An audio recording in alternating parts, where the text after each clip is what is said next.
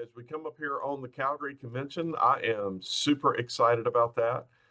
The first convention I ever attended was in San Antonio in 2001, and I heard there, oh, you should have been in Calgary a few years ago. So I am looking forward to my first time in Calgary, first convention in Calgary, and I know that many of you are going to be there, and that we'll see many of you at the gathering, which of course is the new name for what we used to call the Southland. So we'll hear a little bit more about that later.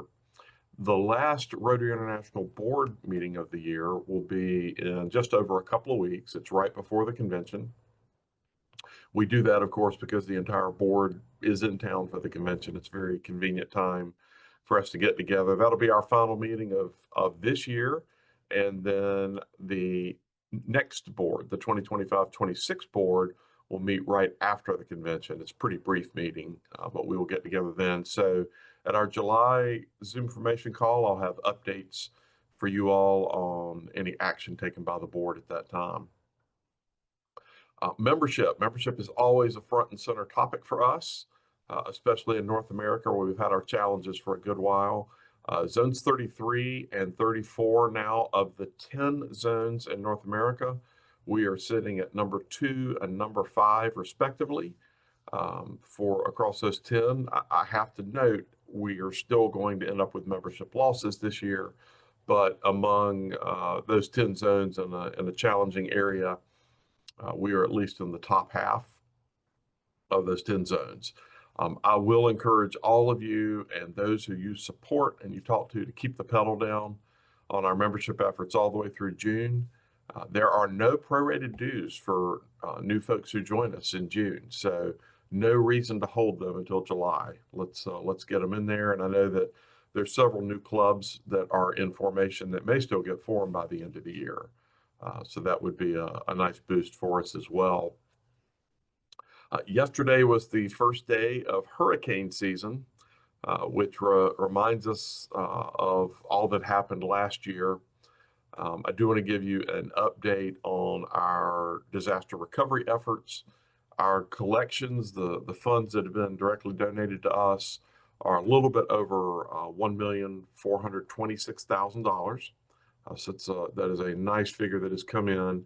We have distributed right at $900,000 of that amount across 58 grants to many of our districts. That money, that $900,000 that we've been able to distribute from the fund, has been matched by $584,000 brought forward by clubs, districts, cooperating organizations, and of course also matched by thousands and thousands of donated volunteer hours.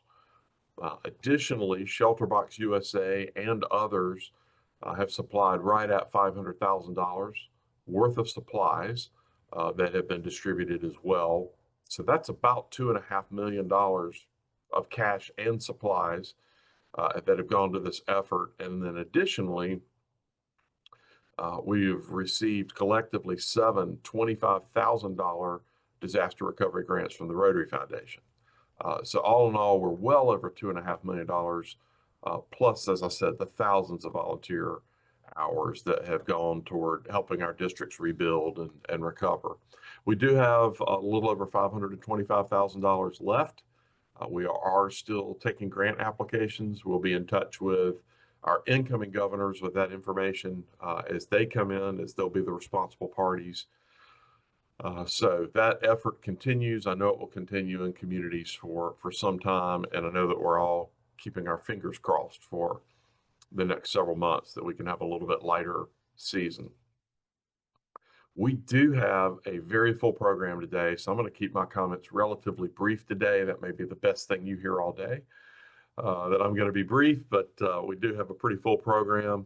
There are 5 regional leader positions in each of our zones, or in both of our zones, and they serve districts and clubs in the areas of membership, public image, Rotary Foundation, in Polio Now, and in Endowed and Major Gifts. Between our 2 zones, we have exactly one of each of these leaders finishing up his or her term on June 30. And today we're going to hear from 3 of these outgoing leaders. Two had scheduling conflicts and couldn't join us. But as these three outgoing leaders, they have 4 weeks left, but these outgoing leaders, as they share a bit about their experience, I just want you to be aware of the incredible effort that each has put into the last 3 years. 3 years is a long term, and it's a long term effort they're each involved with. And they are working just continuously. I'm in touch with each of them on a regular basis, and you should just be aware of the incredible commitment and effort it takes to be a regional leader. So that's why we wanted to give them some time to share some reflections today, and I hope that you'll acknowledge their efforts as they share with us. Now, as we move to the first part of our program, I shared with you last month that a new action group had been approved at the April board meeting, and that's the Action Group for Girls Empowerment. Very, very pleased that this group has been approved. I told you then that Tina Fischlin, Dawn Rochelle, and Sean Patty were not only very key players in this action group, but in also putting together the application that came before the board. And it was the single finest application that I have seen for an action group. And I used to serve on the committee that oversaw action groups as well. So I have seen a number. It was just so complete, so comprehensive, so detailed, so well put together. So really, really pleased to see something like that being led again out of Zone 33 and Zone 34. So I'm going to turn the program over to past Governor Tina, who is from District 6910, past Governor Dawn, who is from District 7730, and they're going to share a bit with us about the newest action group in the world. Take it away, ladies. Thank you, Patrick. In a small village, a 13-year-old girl named Amina rises before the sun. She fetches water, cares for her sibling, and prepares meals. Her brother, just a year older, grabs his backpack and heads to school. His path toward opportunity is wide open. Amina watches him. She watches him go out the door, her own dreams quietened by the weight of expectation. Amina's story is not unique. Around the world, millions of girls under age 18 are denied the same access to education, healthcare, leadership opportunities, and basic rights simply because she's a girl. These missed opportunities rob not just the girls in our world, but entire communities and generations of their full potential. We believe that every girl deserves a chance to learn, to lead, and to thrive. So yes, we are super thrilled to be with you today to introduce the exciting and long anticipated action group within Rotary International. The Rotary Action Group for Girls Empowerment, also known as the Girls Empowerment Rotary Action Group, is also, our initialisms are RAGGE and RAG4GE. So let's start with the basics. What is a Rotary Action Group, also called RAGs? They are internationally Rotary sanctioned groups made up of Rotarians, Rotaractors, and even non-Rotarians who share a commitment, share their expertise, and a passion for a particular cause. These groups support clubs, districts, and zones in planning and implementing impactful projects by offering technical advice, programs and guidelines, offering partnerships and connections through resources and networks. Think of them as a global community of practice within Rotary. They tackle specific challenges of all of our areas of focus: health, peace, water, girls empowerment, and more, with the full strength of our Rotary family behind us. So why, you might ask, a Rotary Action Group was formed for girls empowerment? Because we all know girls matter. As I shared at the beginning of this segment, girls face unique challenges around the world, challenges that often go unrecognized, unnoticed, underaddressed. You will see a list on the screen of just a few of the reasons why.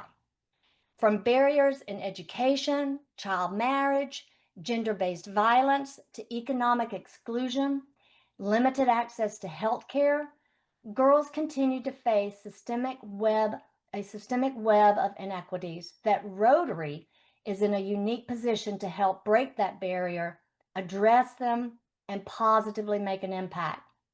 This action group builds on Rotary's Empowering Girls initiative, which was first launched as a presidential initiative in 2021. That call, thank you, past International Director Peter Kyle. I think Peter's on the on the Zoom.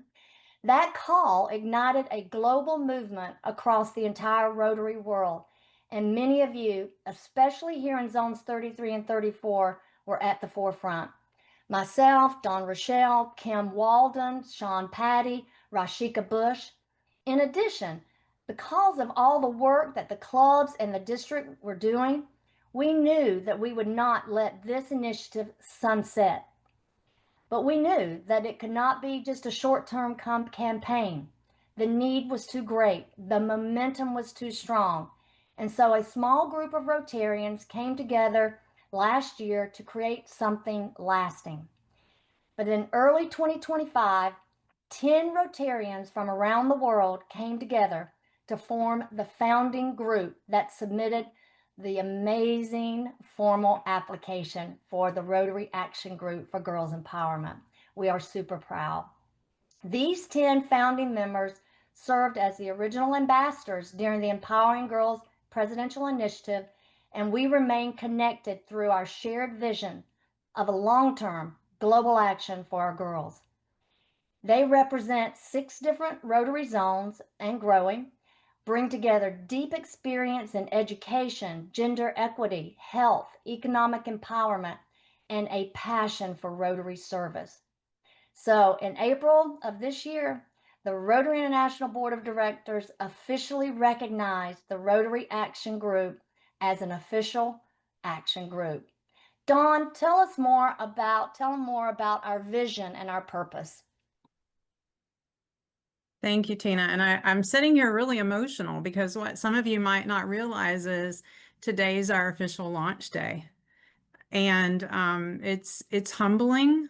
All of us who do service and leadership in Rotary, we're all called in different paths, and it really was a simple call asking if we would volunteer in this role, and everybody has really risen, and Tina and I are just incredibly humbled, as are all of the founders, because we get to continue to build off what clubs and districts have continued to do around the world, and to connect to more resources, which is just incredible.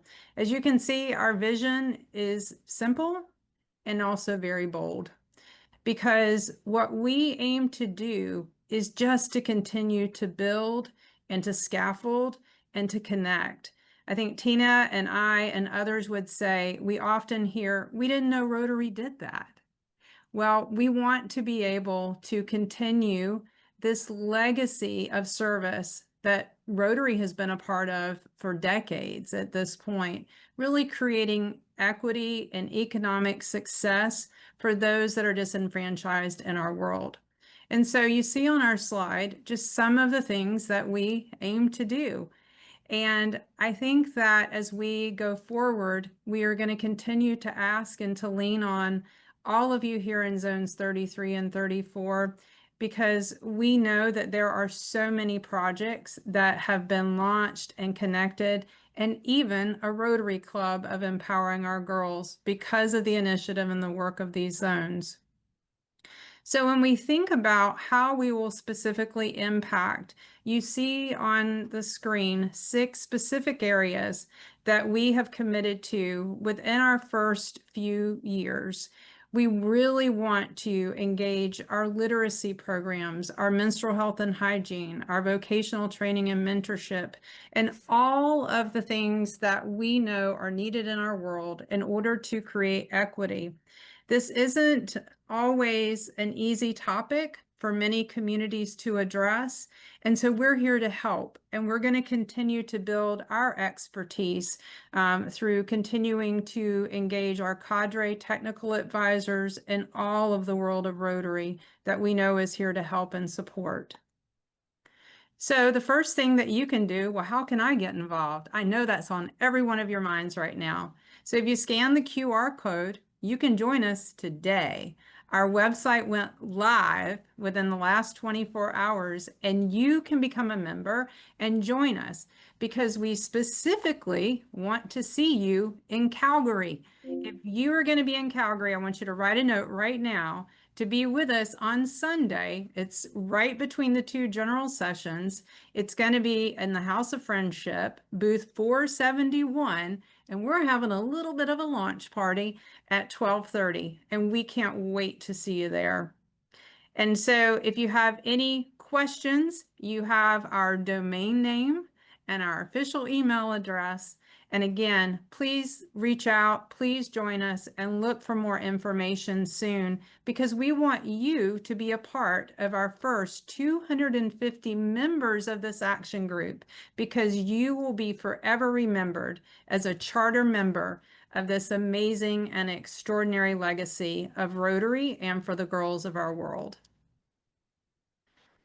We And so with answer that, more questions during the breakout session. oh, that's right. Thank you. Yes, yes.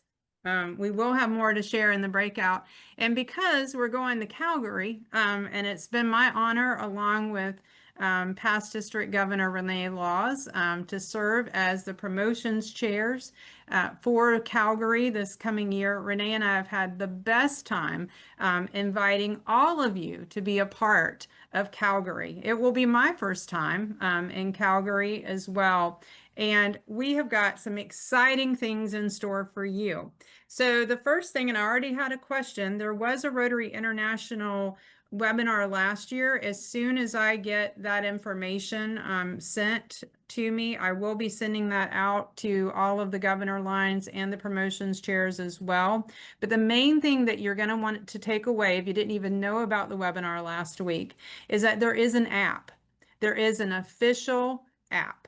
And you want to go right now and you want to look up your Rotary events. Now, for those of you that have been a part of International Assembly or Council on Legislation or attended another Rotary convention since this app has been in place, you already probably have the app. But we're going to post, and you see, thank you, Director Patrick, for helping out with some of the links. You have your Apple and your Android link, and then you're going to simply search 2025 Rotary International Convention.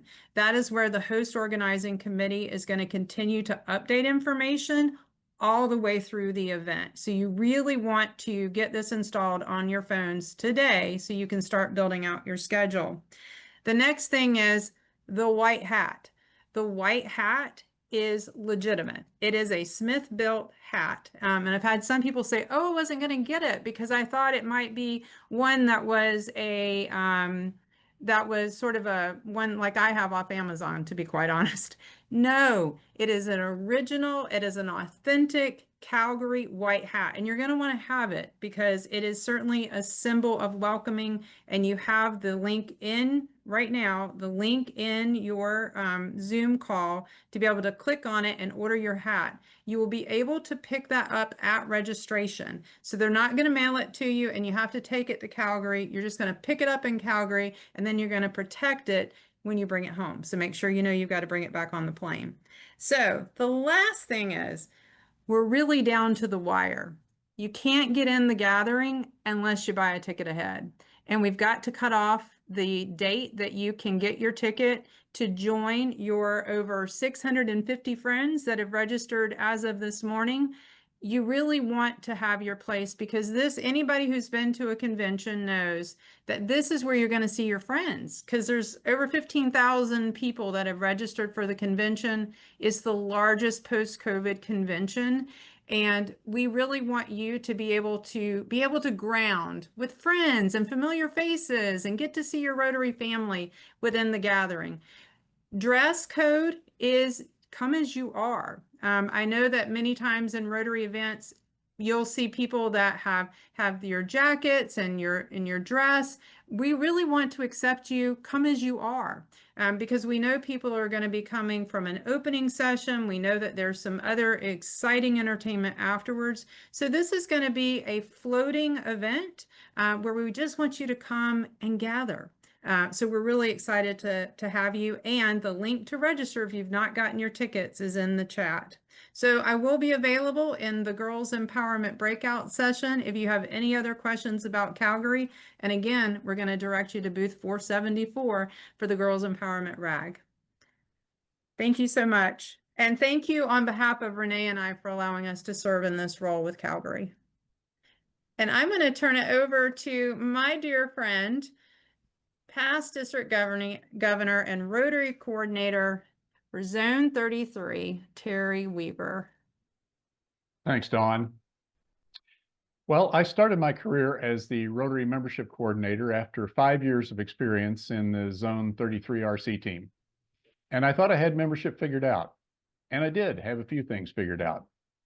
First, as you know, membership growth happens in the clubs. The only role of a district is to help clubs be better clubs. Now, secondly, it's important to know that not all Rotary clubs are declining in membership. The trouble is that the clubs that are declining in membership more than outweigh the success of those that are not.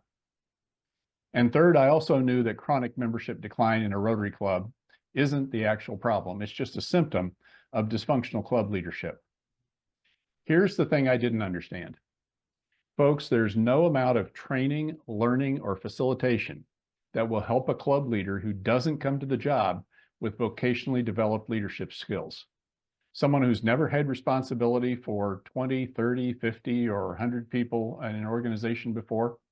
And of course, we also can't help clubs that don't realize they have a membership problem or whose leaders aren't committed enough to show up at a membership event or some other district learning opportunity. So here's the secret sauce. You cannot fix dysfunctional club leadership with emails, seminars, training, learning, facilitation, webinars, or district newsletters. I'll repeat that. You can't fix dysfunctional club leadership with emails, seminars, training, learning, facilitation, webinars, or district newsletters. The only way to accomplish that is one-on-one engagement and hands-on coaching of club leadership, specifically the club presidents. You see, the leaders in membership challenge clubs either don't realize they have a problem at all, or don't know what they don't know about how to turn their club's chronic membership decline around. For most of them, it's their first rodeo. So if these clubs could fix themselves, they already would have. And that's going to take outside help, proactive engagement, and one-on-one coaching from a district team member. So the secret sauce to improving district membership growth hinges on only two strategies. First, turning around those legacy clubs in chronic decline, and secondly, new club expansion. And the way to do either of those is one-on-one engagement with club presidents, one-on-one hands-on coaching, not emails, not seminars, not newsletters, not webinars, one-on-one hands-on engagement, conversations, and coaching of club presidents. Now, that takes some specific skills and talents for which you need a hand-picked team to help those clubs. Hands-on with membership growth. In our experience, we need team members with specific skills, attributes, and personality traits. You need team members who are assertive, persuasive, tenacious, action-oriented, data-oriented, and who have demonstrated membership success on their own behalf. Moreover, the help offered to club has to be pure blocking and tackling, step-by-step recipes for successfully attracting new members and retaining existing members. Simple things like helping them organize and execute a Rotary information hour. Simple things like member satisfaction surveys. We have all the tools needed to deliver those. We have no invention needed of either the district team or the club. It's all there. So in my experience, this is a district strategy that works. And its key success factors are the selection of a team leader who has project management skills, and then team members that meet the spec I just talked about. Now that's for legacy clubs. The other strategy that works to build membership is new club expansion, newly chartered Rotary clubs, newly chartered satellites, companions, impacts, and so forth. And that also takes hands-on help at the club level. Most clubs don't know where to start with those strategies either because they haven't done that before. So to sum up what I've learned in 7 or 8 years of trying to grow membership in Zone 33, you have to do it at the clubs, and it's not a group training or mass marketing effort. Keep in mind, emails, newsletters, seminars, facilitation, webinars, that won't get you there.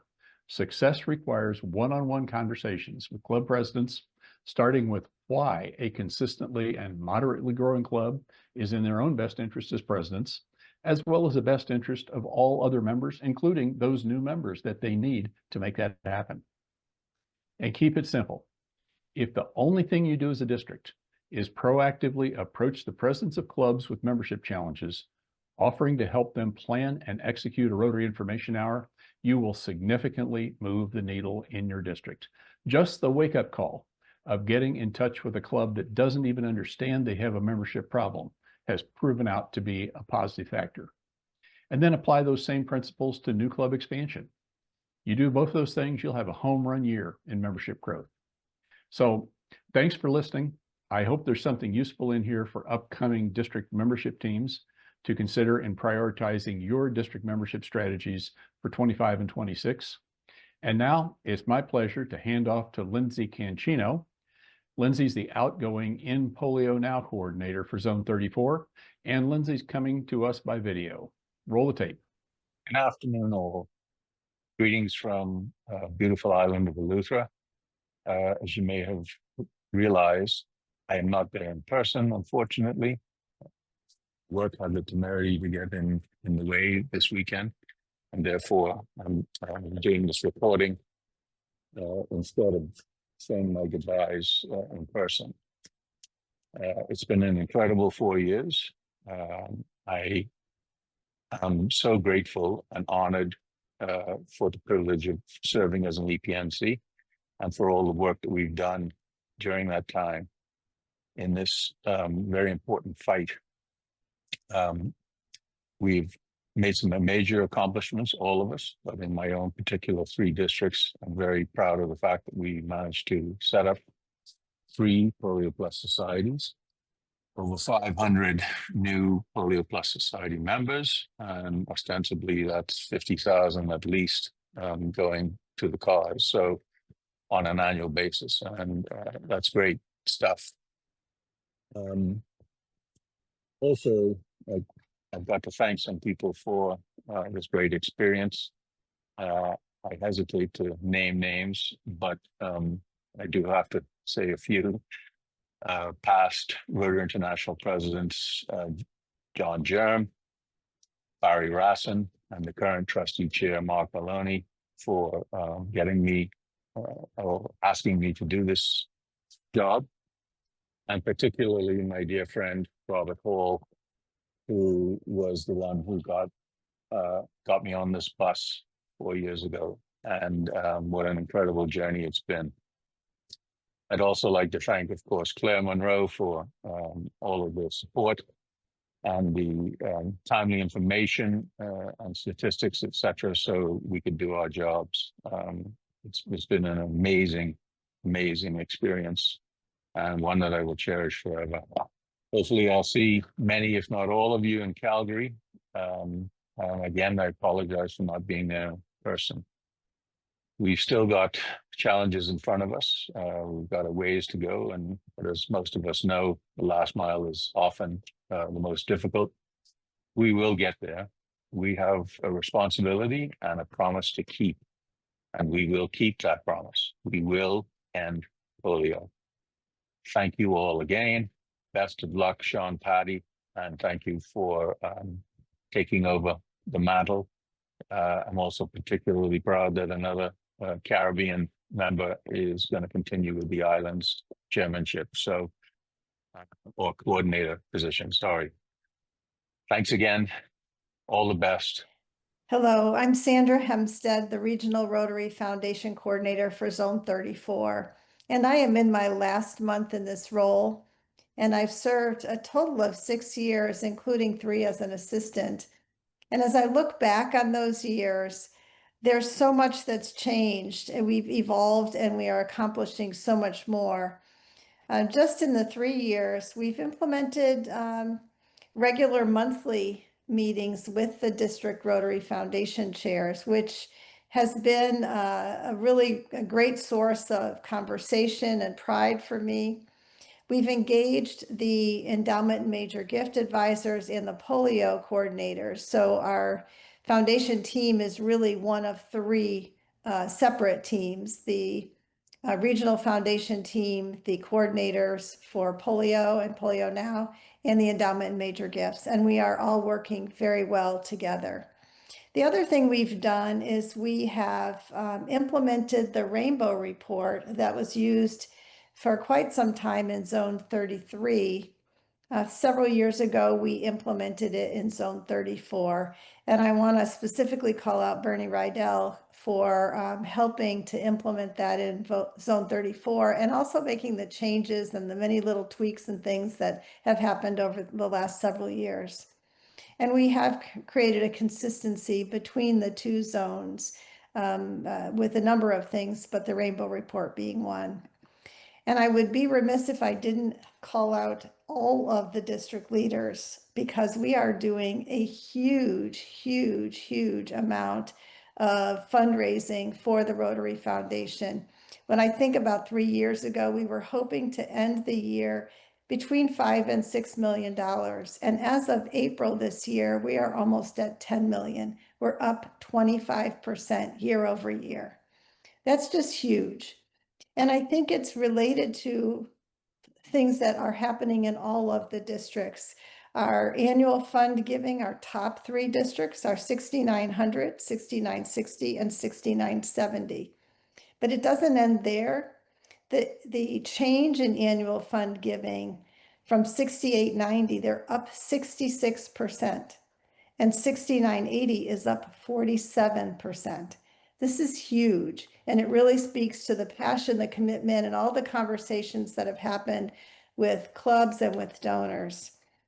We are tracking now the percentage of members that are donating to the foundation in any capacity, but the ones donating to the annual fund, I want to call out several districts. 6910 has 77% of their members giving to the annual fund. 6900, 6970, 7020, and 6930 are all over 50%. And this is something we've only tracked for about a year. So we started in the 40s. So we are making tremendous strides there. And those same districts, I'll say them again: 6900, 6970, 6910, 7020, and 6920 are all at the top of the heap when it comes to polio cash plus DDF giving. So they're not solely looking at one fund when we look at the foundation. They are leading in multiple areas. And the leader in the endowment this year with a legacy gala is 6960. They have 3.7 million in cash given to the endowment and others. So really a tremendous effort from all of our districts. Really, really great results. And that's only through April. So the best is yet to come. I would like to also take a minute to thank this entire group of people. I have had so much joy in working with each and every one of you. There are several folks that are rolling off that I'd like to specifically congratulate and thank, and Lindsay Cancino being one who we just heard from. Dave Rao is rolling off as the endowment and major gifts advisor. He's done a tremendous job, and I've thoroughly enjoyed working with him. And then also on the regional team, Tina Fishlin and Andres Goyanes, and Mackinson Pierre-Louis, who is in Haiti, has done all of our rainbow reporting. He's been a tremendous asset to the team. And lastly, Deborah Lowe, who retired at the end of April. If you haven't seen it, take a look out there on social media. She's posted a thank you for the card that we all signed in Jacksonville and the gift that we sent. And then finally, this is kind of more personal to me. Several years ago, I visited Nepal, and I learned of a father who carried his 22-year-old son on his back for 5 days, walking through the Himalayan mountains to get to a hospital. The only diagnostic equipment the hospital had was an X-ray machine. It's a 200-bed hospital. And I put this in my talk today because it's, at that moment when I met this father, I really decided I had to do something myself. But this was a collaborative effort. It's $460,000. We had 8 districts in our zone and 2 clubs in our zone, as well as 6 non-Rotary foundations that supported this particular project. It was a true collaborative effort. And I want to thank all of Zone 34 who helped with this, because you made my dream come true to help these folks in Nepal. It will help 1.5 million rural inhabitants of the Himalayan mountains to be able to access a facility, get proper diagnosis, and then of course proper treatment. So thank you very much. And a big, big thank you again to the entire zone. I've thoroughly enjoyed this position, enjoyed working with everyone. I feel like I've met so many amazing leaders, and that's probably the biggest thing that I'll take away is I've got lots and lots more friends and more folks to work with in the future. So thank you. And now I would like to introduce Beth Trotter. Beth? Thank you, Sandra. And that was really exciting to hear about that. And congratulations on the hospital in Nepal. Really great stuff. And I hope that you're all excited as I am to be talking about not just the things that we're doing in June, the Calgary, but also thinking further ahead to our summit. That's right, the summit in Jacksonville, Florida. And so I'm here today in my role as the Summit Operations Chair to provide an exciting sneak preview of the activities we have planned for Friday and Saturday at the summit. Well, I hope you've already been planning to attend the summit. It will be in Jacksonville, Florida. The leadership training begins on September 10th, and the summit itself will kick off on Thursday, September 11th. So that's earlier than usual, so be sure to get it on your calendar and register. So if you have already joined the other couple of hundred Rotarians who have already registered, thank you. And if you haven't, there is still time. The early bird discount will expire July 10th, so get your registrations in. Now back to the optional activities for Friday afternoon. There are 3 choices this year. First, a sweet surprise. You're invited to the Willy Wonka Tea and Chocolate Affair, a whimsical, alcohol-free afternoon of fun, flavor, and fellowship. We're talking delicious local chocolates and a variety of teas with music, trivia, and even a Willy Wonka-style fashion show.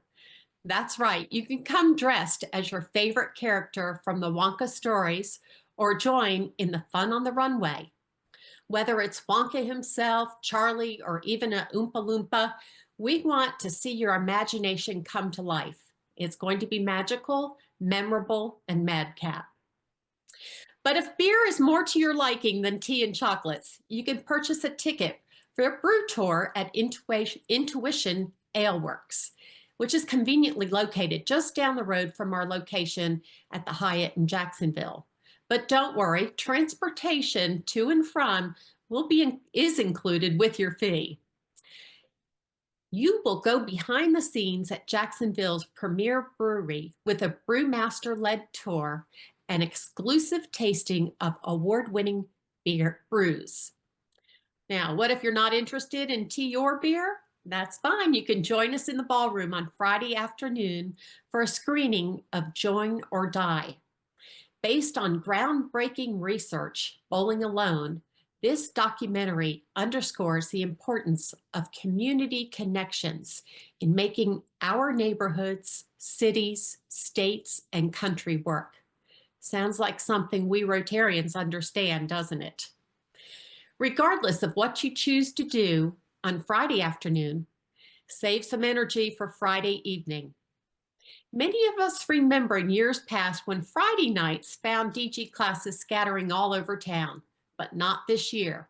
We are shaking things up a bit and bringing everyone together for a casual, high energy evening of fun at the Library Conference Center.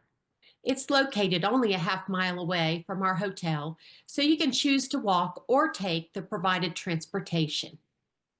Food, beverages, yes, beer and wine will be provided, plus entertainment, but you will need to bring your A game for competition between classes. And you'll still get plenty of time with your classmates. You'll have time to mix and mingle and make memories with the rest of the summit attendees. This is a night you won't want to miss. And the best part, the fee is already included in your registration. Saturday evening will be another experience you won't want to miss. From an outstanding speaker to the auction and the reverse raffle, and yes, a limited number of tickets still remain. This evening is promised to be exciting, but the fun doesn't end with the raffle. It will really just get going when we bring out the dueling pianos who will be playing your favorite tunes. So come ready to sing along, dance, or just enjoy listening to the talented Andrew Brothers from Atlanta. Rumor has it, we might even learn a few dance moves from past Governor Rich Cooper. Woo-hoo.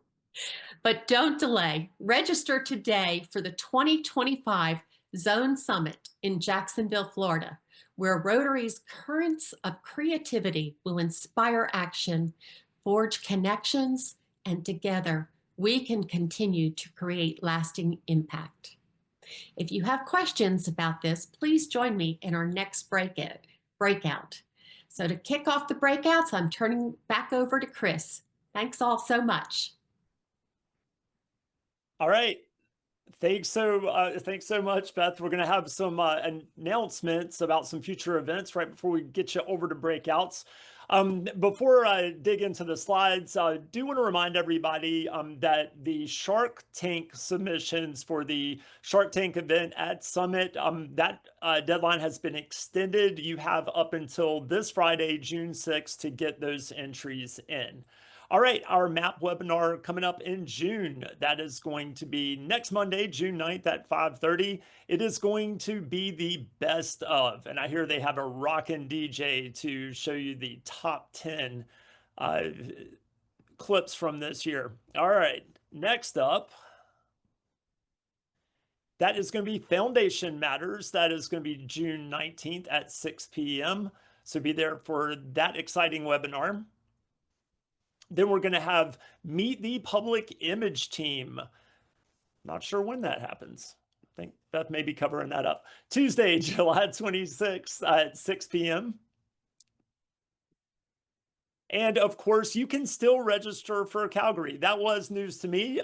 Patrick let me know that you can register, and I believe he dropped the registration link into chat as well. So if you can make it, it may be last minute, but there is still room for you. So you can get registered for Calgary. And of course, Beth just talked about it, Currents of Creativity. That is coming up September 10th through 14th of September. All right, and as always, you can stay connected through all of our social media channels. You can see those listed there. And then we are going to get you out to your breakouts. All right, the way this is supposed to work. There are going to be 4 breakouts today. That is going to be more about Summit. Beth is going to be hosting that room. We have our zone leader discussion. I believe Sandra and Terry will be hosting that room.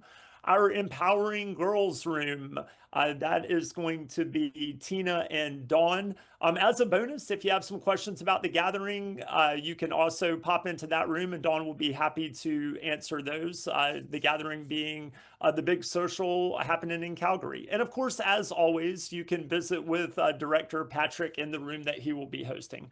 All right, the way it's supposed to work, I'm going to open all these rooms. You should see a little pop-up that allows you to choose. If you don't see it, you should see an icon on the bottom of your screen that says breakout rooms. You can click on that. And if you don't see that, you should be able to click on the 3 little dots that say more and hopefully be able to open it. All right, without further ado, off to your rooms.